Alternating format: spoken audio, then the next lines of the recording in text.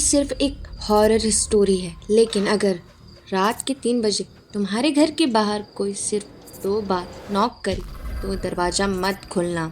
जयपुर के पास एक छोटा सा गांव था, बहरनपुर। गांव के किनारे एक पुराना आधा जला हुआ मकान था। लोग उसे काला दरवाजा वाला घर कहते थे। उस घर की सबसे अजीब बात ये थी कि उसका मेन डोर कभी बंद ही नहीं होता था। फिर भी किसी की भी हिम्मत नहीं होती थी उस घर के अंदर घुसने की। कहते थे जो उस दरवाजे से एक बार अंदर गया वो वापस तो आएगा, लेकिन पहले जैसे कभी नहीं। एक दिन यूट्यूबर कबीर ने डिसाइड किया कि वो उस घर की पैरानॉर्मल इन्वेस्टिगेशन करेगा। उसके साथ 2 दोस्त गए थे, अमन और रिया। रात के 2 बज रहे थे। तीनों घर के सामने खड़े थे। कैमरा रिकॉर्डिंग शुरू हुआ। सब कुछ बिल्कुल नॉर्मल था। कबीर ने दरवाजा धक्का देकर खोला। अंदर धूल ही धूल था।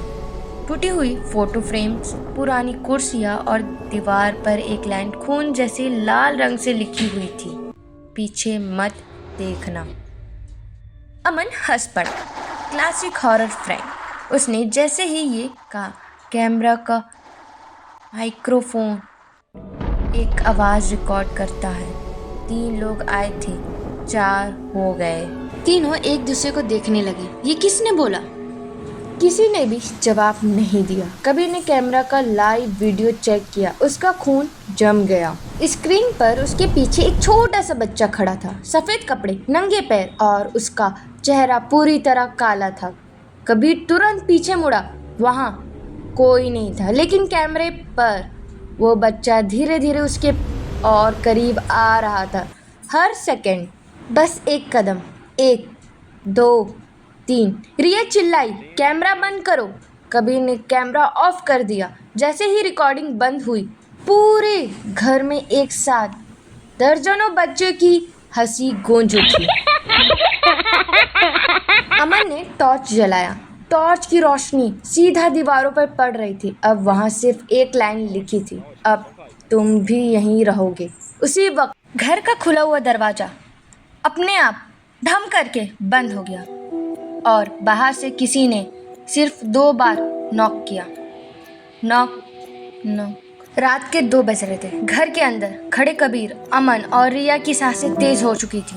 बाहर से फिर वही आवाज आई, कबीर जल्दी दरवाजा खोलो, वो तुम्हारे पीछे खड़ा है। कबीर के हाथ कांपने लगे। मैं तो यही हूँ, तो बाहर कौन है? अमन धीरे से दरवाजे के पास गया। दरवाजे में एक पुराना सा की होल था। उसने आंख लगाकर देखा और तुरंत पीछे गिर गया। उसके चेहरा बिल्कुल सफ़ेद पड़ चुका था। क्या हुआ? कबीर ने पूछा। अमन की आवाज़ ही नहीं निकल रही थी। बाहर कोई नहीं था। फिर किसकी आवाज़ आ रही थी? अमन ने कांपते हुए कहा, सिर्फ एक आँख थी, एक बहुत बड़ी, इंसान से भी बड़ी लाल आँख, जो की होल से एक बिल्कुल सामने हवा में तैर रही थी।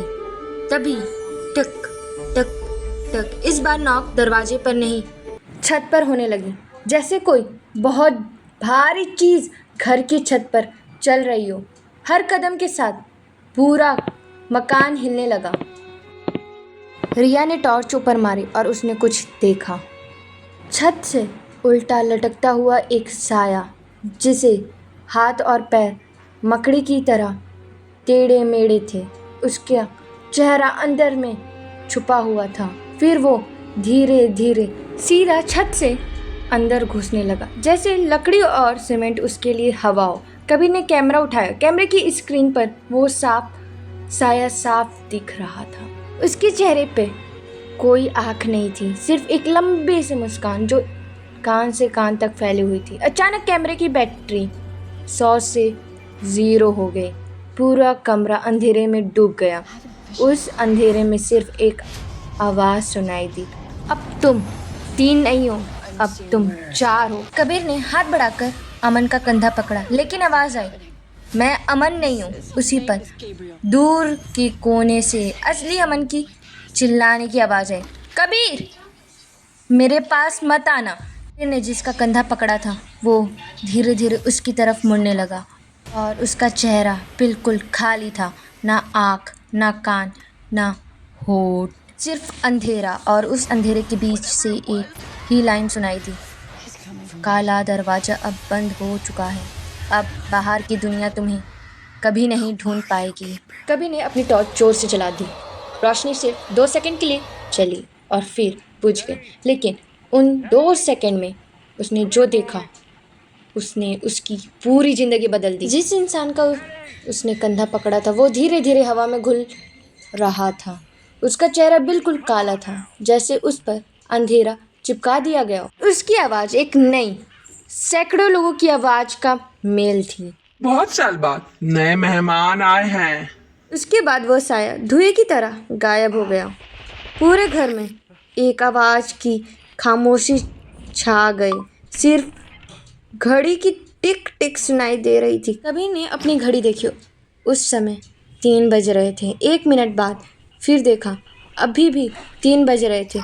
दूसरे मिनट बाद देखा, फिर भी 3 बजे रहे थे। अमन ने धीरे से बोला, ये टाइम रुक गया है। रिया ने दरवाज़ा खोलने की कोशिश की। इस बार दरवाज़ा आसानी से खुल गया, लेकिन बाहर गांव नहीं था। ना पेड़, ना सड़क, ना आसमान। हर तरफ सिर्फ घना सफ़ेद कोहरा था, और उस कोहरे के अंधेरे हज़ारों पुराने दरवाजे खड़े थे। हर दरवाज़ा अलग था, किसी पर खून के निशान और किसी पर बच्चों के हाथों के प्रिंट। किसी पर सिर्फ एक नंबर लिखा था, 13। कबीर ने मुड़कर घर को देखा, लेकिन घर ही गायब हो चुका था। अब वो तीनों सिर्फ उस कोहरे में खड़े थे, जैसे पूरी दुनिया ही बदल चुकी हो। पहली मुलाकात। दूर से किसी औरत की रोने की आवाज़ आ रही थी। रिया बोली, हमें उसकी मदद करनी चाहिए। कबीर ने उसका हाथ पकड़ लिया। यहाँ किसी की आवाज़ पर भरोसा मत करो। लेकिन आवाज़ और पास आती गई। अब वो बिल्कुल रिया की माँ की आवाज़ लग रही थी। बेटा, मुझे यहाँ से ले जाओ। रिया की आंखों में आंसू आ गया। ये मेरी माँ है। वो भाग पड़ी। कबीर और अमन उसके पीछे दौड़े। कुछ ही दूर एक पुरानी कुर्सी पर एक औरत बैठी थी। उसका चेहरा उसके बालों से ढका हुआ था। रिया ने धीरे से कहा, माँ। औरत ने धीरे धीरे अपना चेहरा ऊपर उठाया। वो रिया की माँ नहीं थी। उसका चेहरा हजारों छोटे छोटे चेहरों से बना हुआ था। हर चेहरा अलग, हर चेहरा रो रहा था। और अब सब एक साथ बोले, एक और मिल गई। रिया जोर से चीखी। तीनों भागने लगी। पीछे से वो चीज़ दौड़ नहीं रही थी, फिर भी हर सेकंड उसके और करीब आ रही थी। हो गया गांव। दौड़ते दौड़ते उन्होंने एक पुराना साइन बोर्ड मिला। उस पर लिखा था, भैरवपुर, पॉपुलेशन 417। उसके नीचे किसी ने नए पेंट से लिखा था, पॉपुलेशन 420। कबीर का गला सूख गया। गांव में पहले 417 लोग थे, अब 420। और यहाँ इस वक्त सिर्फ कबीर, अमन और रिया तीनों एक दूसरे को देखने लगे। क्या हम वो 3 लोग हैं? तभी साइन बोर्ड के पीछे से एक बहुत बुढ़ा आदमी बाहर निकला। उसकी सफ़ेद दाढ़ी कमर तक थी, लेकिन उसके पैर जमीन को छू ही नहीं रहे थे, जैसे वो हवा में चल रहा हो। उसने धीरे से कहा, तुम लोग ने काला दरवाजा खोला? कबीर ने पूछा, आप कौन? बुढ़ा मुस्कुराया, मैं भी कभी तुम्हारी तरह यहाँ आया था। कब? बुढ़े ने आसमान की तरफ देखा। 1968। कबीर हैरान रह गया। मतलब 58 साल पहले? बुढ़ा हंसने लगा। नहीं, यहाँ सिर्फ 2 दिन हुए हैं। तीनों के पैरों के तले जमीन खिसक गई। यहाँ वक्त दुनिया से अलग चल रहा है। बुढ़े ने एक पुरानी डायरी कबीर के हाथों में दे दी। डायरी में सब कुछ लिखा था, लेकिन लास्ट पेज कभी मत पढ़ना। जो भी लास्ट पेज पढ़ता है वो कभी इंसान बनकर वापस नहीं जाता। कबीर ने डायरी अपने बैग में रख ली। तभी दूर कोहरे के अंदर से एक बहुत बड़ा काला साया उभरने लगा। उसकी लंबाई किसी बिल्डिंग जितनी थी। उसके कंधे पर दरवाज़ा लटक रहे थे और उसकी आंखें जलती हुई अंगारों की तरह चमक रही थी। बुढ़े आदमी का चेहरा डर से बदल गया। वो कांपते हुए सिर्फ एक नाम बोल पाया, दरबन। ये इस दुनिया का रखवाला है। इसने अगर तुम तीनों को देख लिया तो तुम्हारी यादें भी इस दुनिया से बाहर नहीं जा पाएगी। और उसी पल वो विशाल साया धीरे धीरे अपना सिर उनकी तरफ घुमाने लगा की आंखें सीधा कबीर पर टिक गई।